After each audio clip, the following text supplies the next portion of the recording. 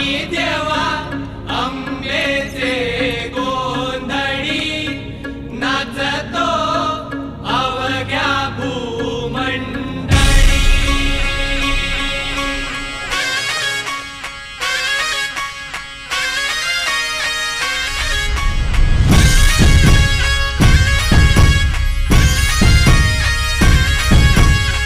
हिच्या नावाचा मातेच्या नावाचा आईच्या नावाचा जागर चालला आज रातीला भक्तांना तारीची झंड मुंड बारीची शक्ती दे जरा बेल फूल दीप धूप उडे भंडारा देवीचा हे आईचा अंबेचा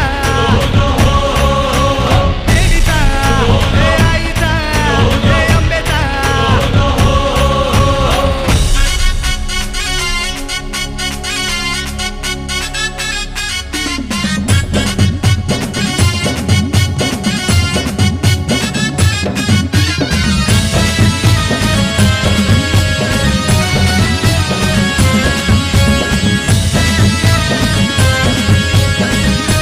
चैत्र नवरात्रोत्सव का ये उत्सव माननीय माजी खासदार कहना अच्छा नहीं लग रहा है, बल्कि भावी खासदार हमारे राजन विचारे साहब के नेतृत्व में उनके मार्गदर्शन में पिछले 30 सालों से अनवरत चल रहा है।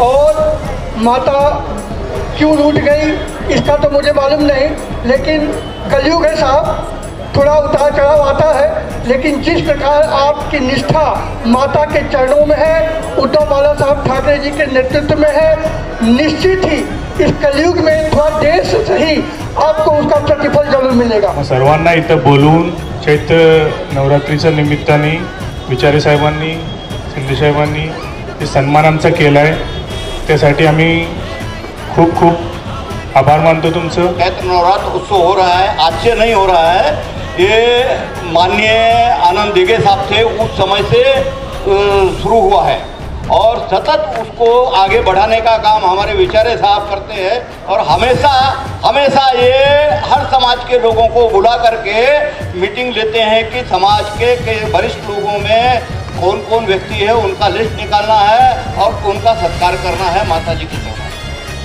ये जितनी बार संसद रहे, आज भी मुझे ये लगा था कि आने वाले सत्र में ये संसद ही रहेंगे।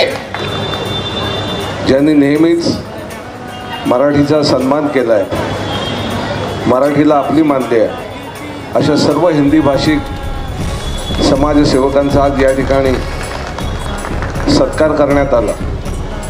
खरं म्हणजे गेली 30 वर्षे या ठिकाणी ही चैत्र नवरात्री साजरी होते।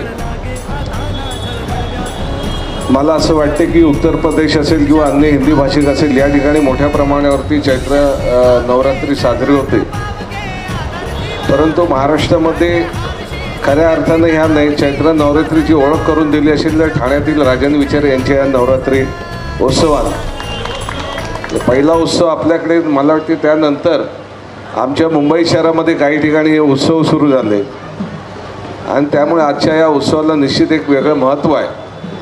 ठाण्यासारख्या बहुभाषिक अशा या शहरामध्ये चैत्र नवरात्रीच्या निमित्ताने या व्यासपीठावरती मराठी कार्यक्रमांची रेलचेल असते, हिंदी भाषिक येतात, या ठिकाणी वारकरी संप्रदाय येऊन गेले, अन्य कोळी समाज येऊन गेला, अन्य वेगवेगळ्या भाषिकांसाठी सांस्कृतिक कार्यक्रमांचं आयोजन। आणि त्यामुळे केवळ धार्मिकता नाही तर सामाजिकता आणि सामाजिक एकता काय याचं एक चांगलं दर्शन या निमित्ताने आपल्याला या ठिकाणी पाहायला मिळत असते। आई अंबेच्या चरणी मी ही प्रार्थना करतो, कारण राजन विचारेंसारखे नेते यांची शिवसेनेला जास्त गरज आहे। शुक्ला साहेब बरोबर आहे ना? आणि त्याचसोबत ठाण्यासारख्या या शहरामध्ये विचारें साहेबांसारखे लोकप्रतिनिधी जेव्हा कार्यरत असतात त्यावेळेला खऱ्या अर्थानं समाज आणि लोकप्रतिनिधी यांचा चांगला मेळ आपल्याला बघायला मिळतो। तो अलीकडच्या काळामध्ये तुटलेला आहे, परंतु अंबे मातेच्या चरणी ही प्रार्थना आहे की ही तुटलेली शृंखला आहे, साखळी आहे, ती पुन्हा एकदा जोडली जाईल। पुन्हा एकदा राजन विचारेंसारखे लोकप्रतिनिधी या शहराला मिळतील आणि लोकांच्या सामाजिक गरजा पूर्ण होतील अशी तिच्या चरणी मी प्रार्थना करतो. या कार्यक्रमाच्या निमित्ताने मलाही या ठिकाणी सन्मानित केलं त्याबद्दल आपल्या सगळ्यांचं मनापासून मी या ठिकाणी आभार मानतो.